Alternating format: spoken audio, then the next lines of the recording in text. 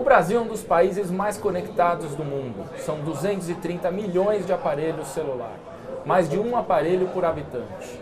Também criou um monte de unicórnios no ano passado, como são chamadas essas startups tecnológicas que valem mais de $1 bilhão. Ficou atrás apenas dos Estados Unidos e da China. E por incrível que pareça, 110 milhões de pessoas, 110 milhões de brasileiros não têm esgoto. E mais de 35 milhões não têm água tratada. Para falar sobre essa realidade, essa triste realidade do país e como mudar isso, está aqui hoje nos estúdios da B3 a Tereza Vernalha, CEO da BRK Ambiental, uma das maiores empresas de saneamento do Brasil, a maior empresa privada do setor. E ela vai conversar com a gente sobre o que pode ser feito para mudar essa realidade. Tereza, muito obrigado por estar aqui nos estúdios da B3, no Conexão CEO. Como eu falei na introdução, são números totalmente discrepantes. O brasileiro ele tem celular, tem mais de um celular por habitante, mas não tem água tratada, não tem esgoto. Eu queria que você me contasse um pouco qual é a real situação do setor de saneamento no Brasil. Bom, Sambrana, primeiro obrigado pelo convite de estar aqui. Sou fã do seu programa, então parabéns pelo trabalho. Obrigado. E obrigada pela oportunidade para poder falar um pouco sobre o setor de saneamento. De fato, os números que você mencionou há pouco revelam as discrepâncias que a gente tem no país, um país que tem serviços de telefonia universalizado, energia, temos os unicórnios, mas ainda estamos falhando no que diz respeito a um serviço básico, que é acesso à água para 35 milhões de habitantes, é a população do Canadá, em pleno século XXI, e metade da população brasileira que não tem acesso à coleta e tratamento de esgotamento sanitário. Ou seja, como se fosse a população do Canadá inteira sem água tratada. Sem água tratada, num país que tem mais de um celular por habitante. E estamos falando do 5G, e estamos falando de carros elétricos.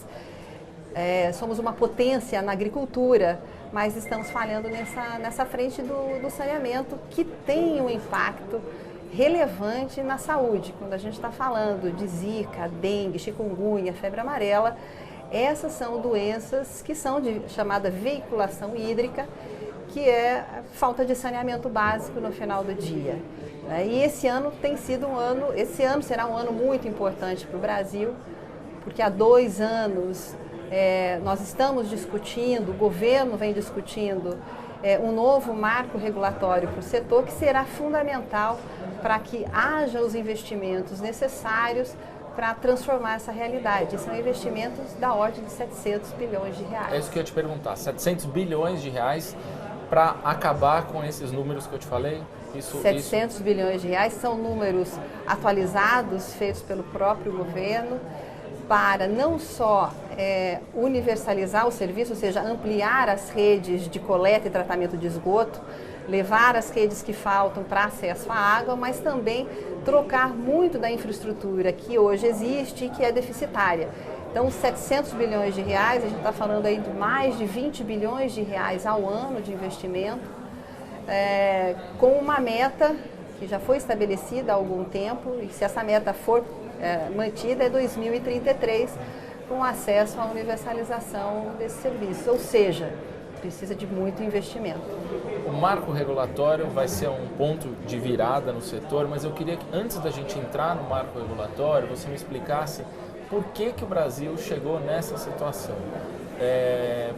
Faltam investimentos do poder público, as empresas privadas querem investir, mas não conseguem.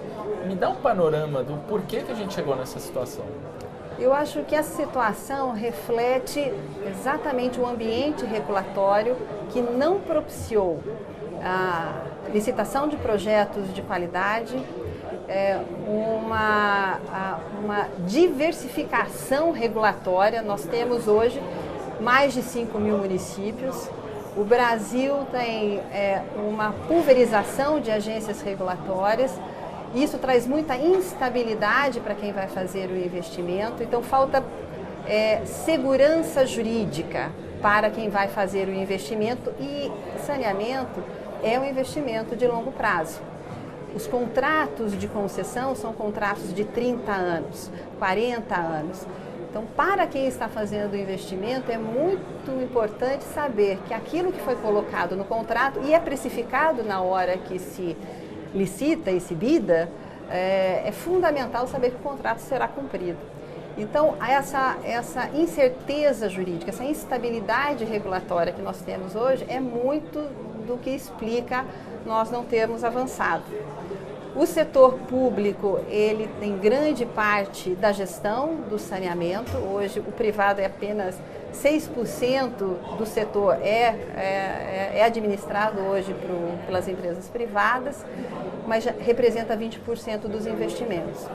Eu acho que o poder público tem um papel e teve um papel fundamental para que a gente evoluísse, isso é importante dizer, evoluísse na universalização da água. Se hoje nós temos 35 milhões de habitantes sem acesso à água tratada, a gente também tem que olhar o outro lado. Muito investimento foi feito para chegar aqui, mas ainda precisa ser feito muito mais.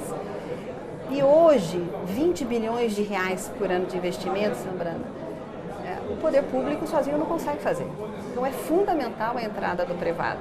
Mas para o privado poder, de fato, fazer os investimentos, é necessário uma segurança regulatória, uma segurança jurídica que hoje nós entendemos que o marco regulatório, o PL, que está para ser votado no Senado, trará. Quando vai ser votado o marco? O marco ele já foi votado na Câmara no final do ano passado. Ele agora entra na agenda do Senado para votação e eu acho que há, de fato, um grande empenho do Congresso em fazer com que essa votação aconteça. Eu acho que a grande expectativa para 2020 é essa votação, que a partir dela você começa a criar esse ambiente de segurança jurídica. Para poder investir. Para poder investir. Mas também não há, por parte também das estatais, um pouco de proteção de mercado? De não querer que as empresas privadas entrem nesse segmento? A regulação como ela está hoje colocada, ela já não permite ou dificulta muito a entrada do setor privado. E o que o PL traz é exatamente isso, mecanismos que viabilizam a entrada do setor privado. E de que forma?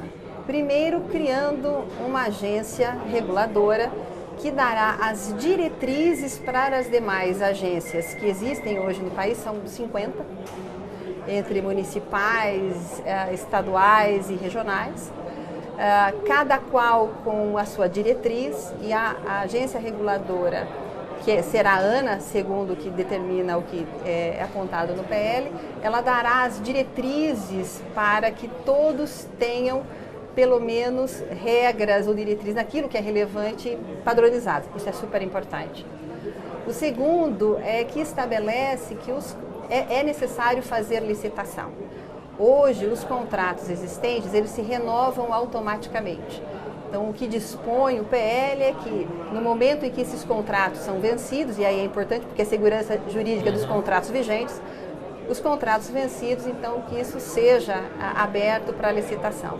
E um terceiro ponto muito importante é que esses contratos têm que trazer metas de universalização, metas de qualidade, regras para fiscalização, que ao final do dia é o que assegura ao poder concedente que quem está entrando vai executar um bom trabalho. Agora tem uma questão curiosa que é o seguinte, se critica também muito que as empresas privadas, dizem, né, vão querer explorar apenas os grandes mercados, os grandes centros, aonde realmente operações darão lucro.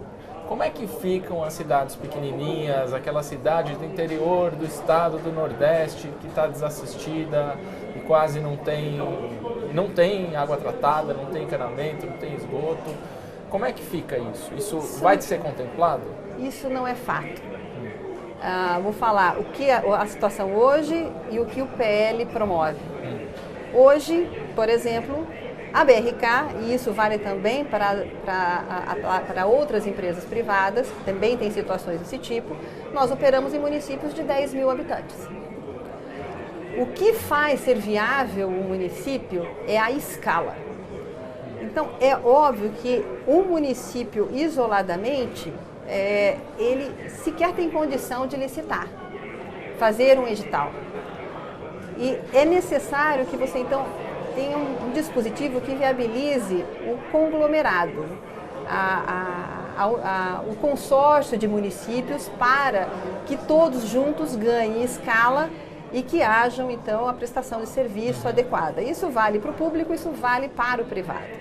Então, não é por outro motivo que hoje nós operamos em municípios com 10 mil habitantes, 5 mil habitantes, assim como regiões metropolitanas, como é o caso de Recife, de mais de 4 milhões de habitantes. Só para ter uma ideia, hoje são 12 estados, a área de atuação da BRK? Hoje nós atuamos em 12 estados, desde Uruguaiana, no Rio Grande do Sul, a Passo do Lumiar, no Maranhão, e são mais de 100 municípios. Mais de 100 municípios? Mais de 100 quantos municípios. Milhões de pessoas atendidas? São 15 milhões de pessoas no total, atendidas pelos serviços da BRK, e em regiões com realidades completamente distintas.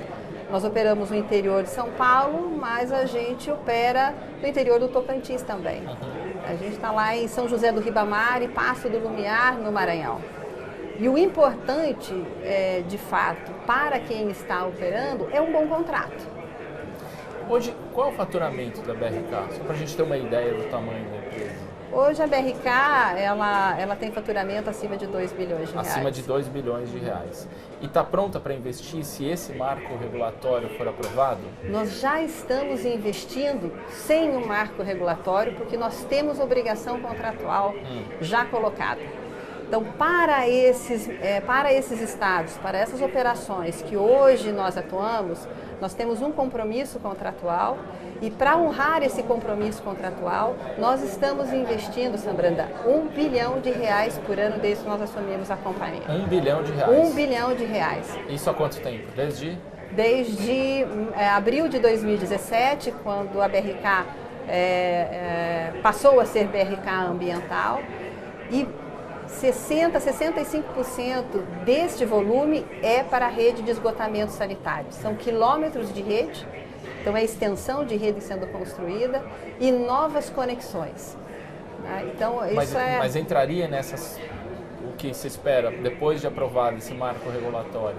Novas concessões que vão surgir, vocês estão preparados para isso? Super preparados, a gente vem fazendo um trabalho muito grande na BRK de melhorar a governança, de trazer uma governança robusta no que diz respeito à compliance, à SOX, a questão de qualidade, a qualidade da água, a qualidade do esgotamento sanitário, a questão de segurança do trabalho.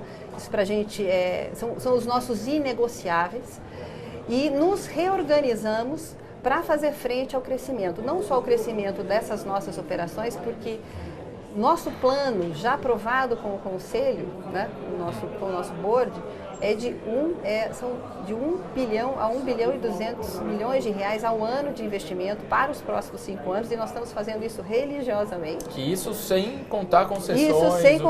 Isso sem contar com novas concessões. Então, nós nos preparamos, nos organizamos para fazer todo esse investimento nas operações que nós já temos, com qualidade, com segurança e com governança.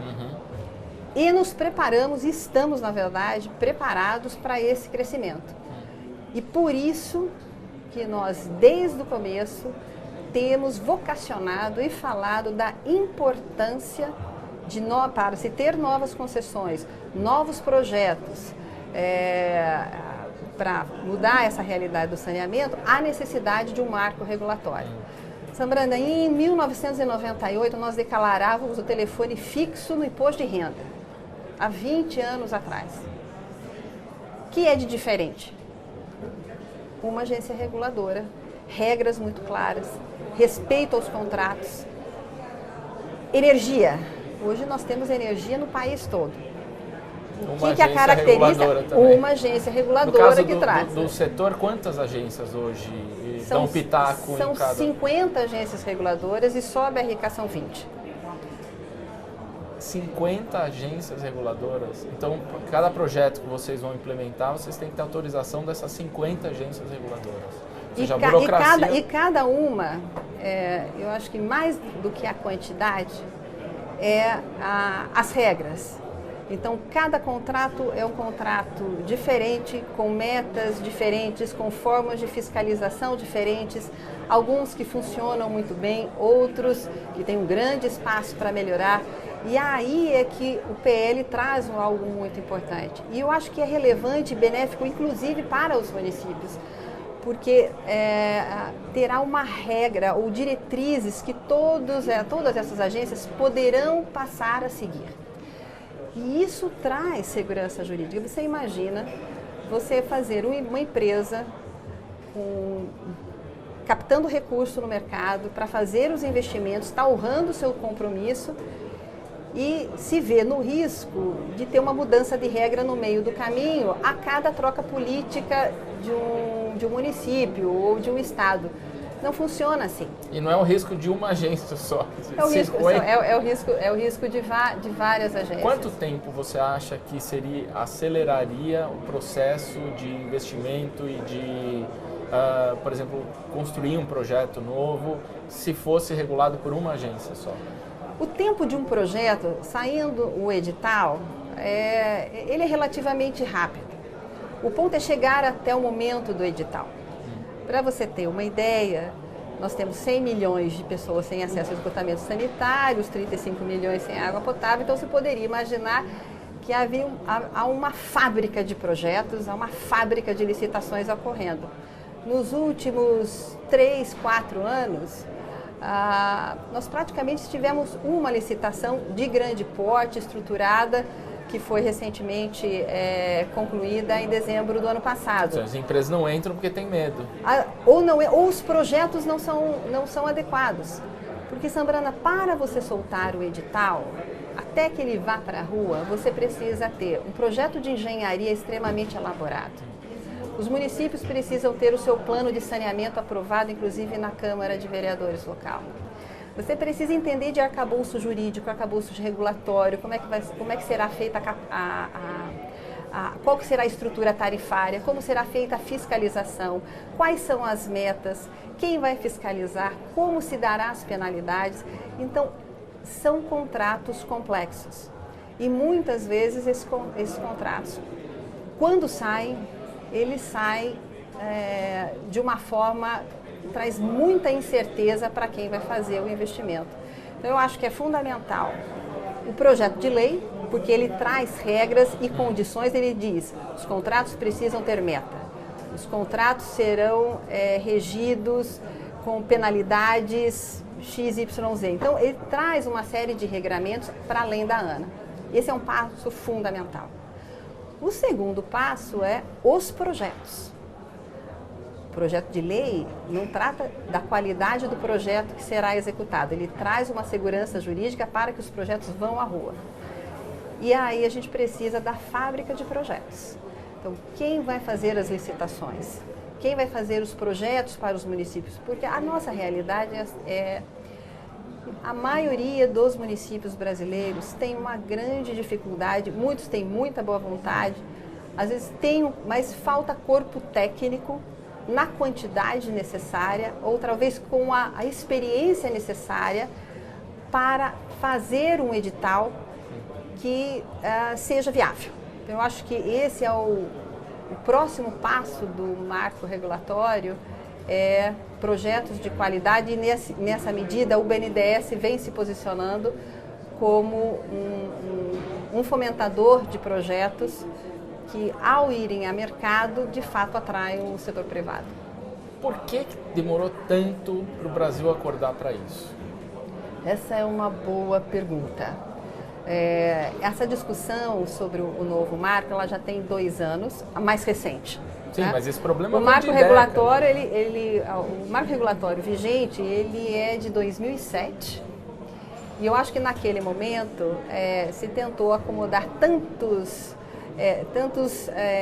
agentes, ele procurou tanto consenso que ao final e ao cabo ele não deu resultado. Então, de 2007 desagradar todo mundo e acabou prejudicando todo mundo. Acabou que não avançou. Então é um modelo que não funciona, está aí comprovado que ele não funciona. Se tivesse funcionado, a gente não estaria nessa situação. Só para ter uma ideia, assim, a gente está falando de investimentos, dos 700 bilhões, da universalização do saneamento, mas qual de fato seria o impacto para os brasileiros, além, obviamente, de você ter uma água tratada, no dia a dia, para o país? Qual seria o impacto disso para o país? Sambrana, são vários. Né? Quais, por exemplo? Então, por exemplo, hoje, uma mãe, ela não sabe que a causa de diarreia recorrente do seu filho, que faz com que ela perca o dia de trabalho para levá-lo no posto de saúde e enfrentar uma fila até ser atendida, é causado em grande medida porque o filho dela não tem ou uma água de qualidade ou o filho está brincando no esgoto a céu aberto. E a discussão acaba ficando muito no tarifa, se eu preciso ter o serviço, para que eu preciso ter o serviço. Então, a gente não tem a consciência de que saneamento é algo que afeta a saúde das nossas crianças. E que afetando a saúde das nossas crianças, principalmente aquelas que mais precisam, que vivem nas periferias, em baixa renda, afetando a renda daquela família, porque a mãe para de trabalhar. E não só para cuidar da criança, mas para cuidar do idoso, do marido ou dela própria. Então isso é um câncer na sociedade que a gente não vê. E o que eu acho que é uma grande vantagem da discussão que está acontecendo agora é que esses assuntos estão sendo tratados na imprensa, na grande mídia. O fato da gente estar aqui falando é um negócio super importante, porque a maioria da população não sabe. Mas você disse aqui da mãe que não sabe, mas existem números concretos que mostrem isso? Que a gente consiga visualizar o impacto direto na economia e na vida das pessoas? Eu vou te dar um exemplo. Nós tivemos os casos de microcefalia, recente, e numa ação do próprio governo federal no ano passado,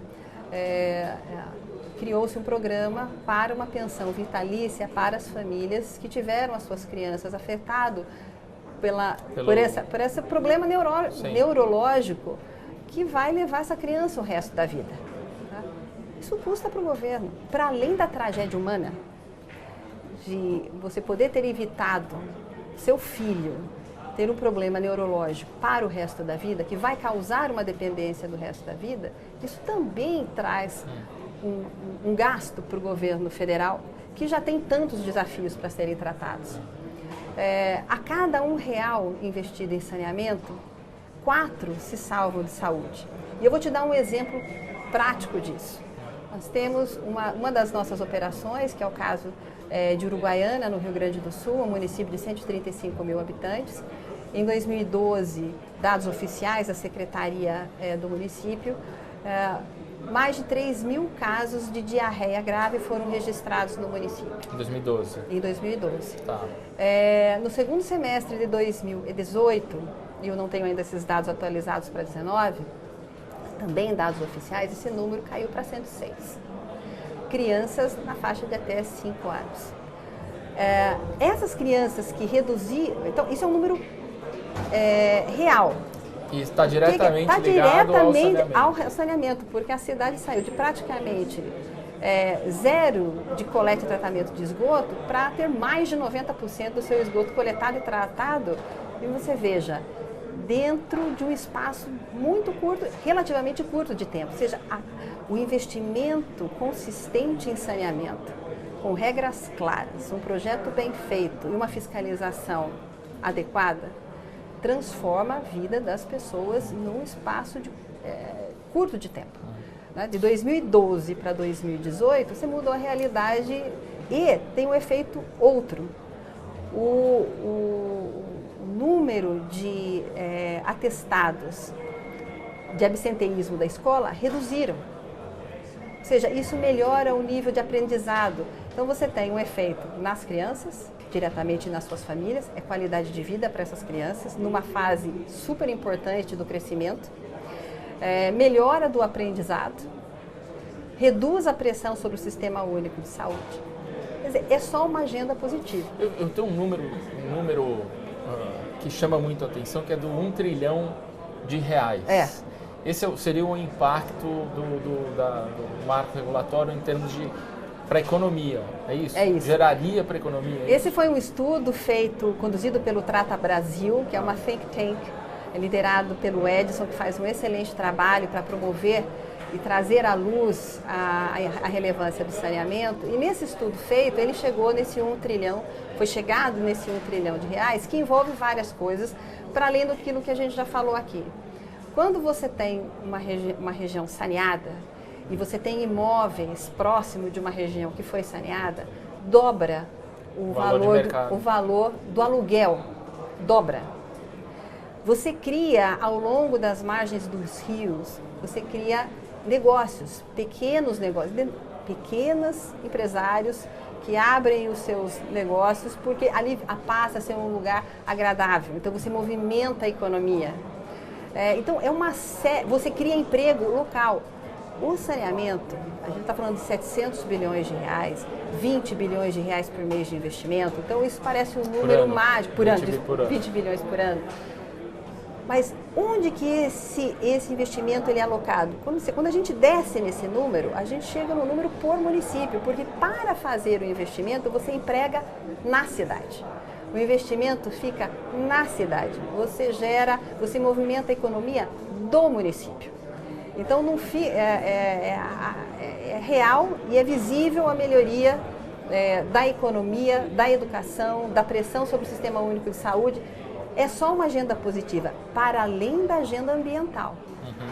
Porque, para além de tudo isso que a gente está dizendo aqui, a quantidade de esgoto bruto que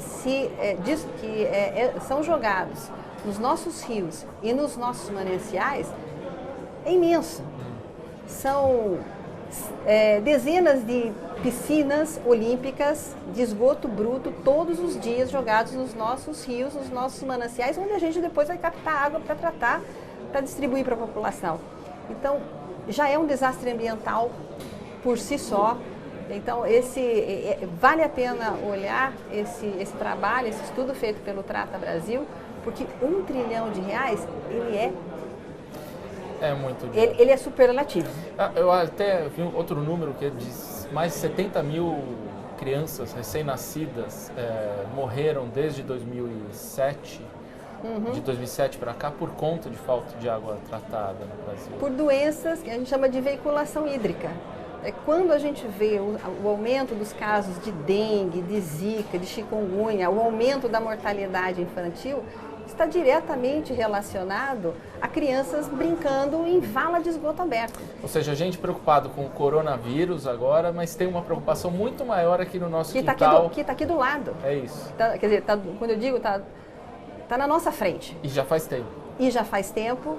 Então, trazer esse debate para a população, expor essa mazela, porque é uma mazela terrível.